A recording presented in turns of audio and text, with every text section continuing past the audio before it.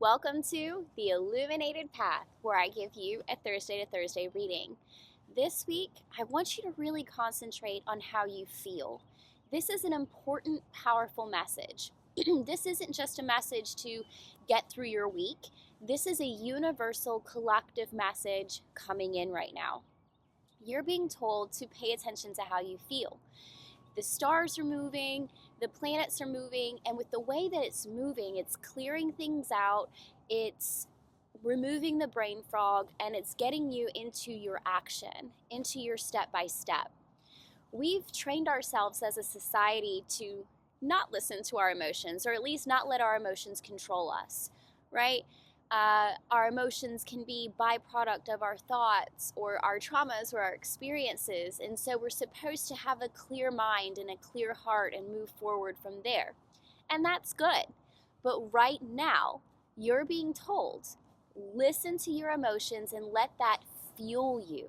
Your emotions right now are your fuel, they're your fire, and they're going to be the things that push you and give you power into your next steps. Check out the cards I was guided to this morning, okay? The very first thing that I was guided to was the bee. Not a card specifically, but the bee.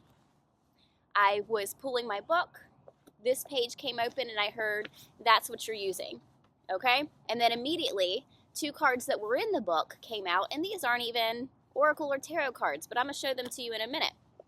The bee.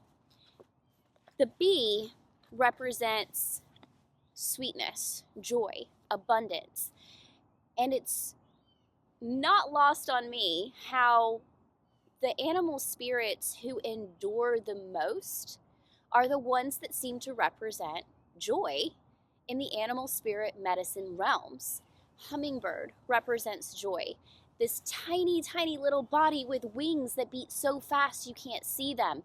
And it endures a migration from Canada all the way down to Mexico every year. That should be impossible, right? They're so tiny. The same thing with butterflies that represent beauty.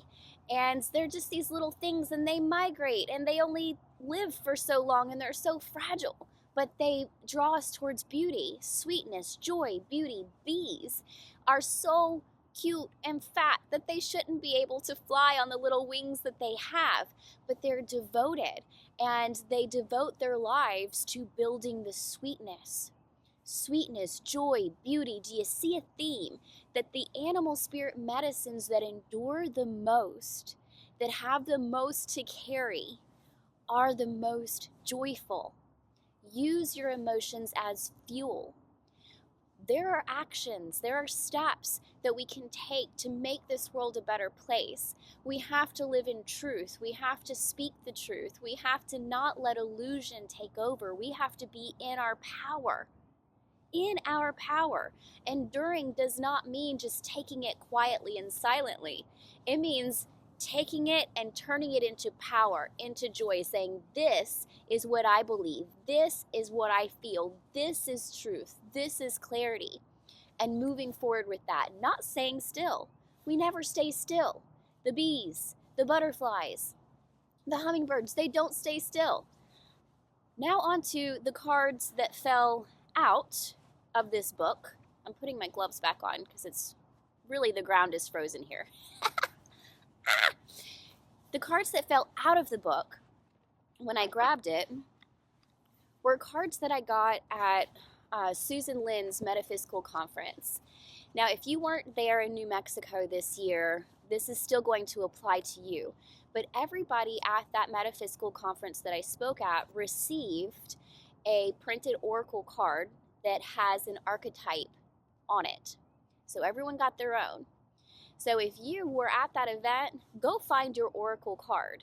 I want you to put it somewhere where you can see it. Write it somewhere if you don't have it anymore. You can remember what it is, or pick a different archetype. For you guys watching this, if you weren't there and you didn't receive one of these cards, that's okay. You can have one of mine. I got two cards at that event. I don't know how I got two, but I did. The first one is the Sage. And so I want you to take those emotions that you have, Focus them on a specific card, on an archetype that represents you. And let that fuel you into your power and who you are. Who you are. Present moment, not who you're gonna be. Who you are now. Let it fuel you, okay? The sage, the wise person, the person who teaches, the person who helps heal, the person that people look to. That's that card. But then I also got the warrior. And I will never forget what Susan's definition of the warrior was. It says, the person who focuses on what matters most. We know that the warrior is someone who fights battles. This particular kind of warrior fights battles for love, fights battles for light. We fight in peace and for peace. But the warrior is the one who focuses on what's most important.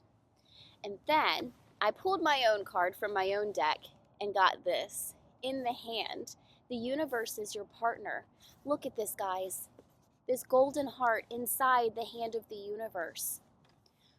We're divinely guided and divinely protected. There is nothing that can destroy us, nothing that can harm us. No weapon formed against us will prosper, guys. We're gonna make it, and we're gonna come out so high and so on top because of the truth that we're bringing, because of the things that we're unveiling and unmasking. And when you rip that Band-Aid off, it's ugly. It's not very pretty. But then you can work on healing it. You can make that wound into a beautiful, protected, safe space again. And that's what we're doing. Let your emotions guide you, fueling you into the archetypal power that you are so that you can take action, all while trusting that you are housed, that you are safe, that you are protected, that you will prevail, and that you will have success.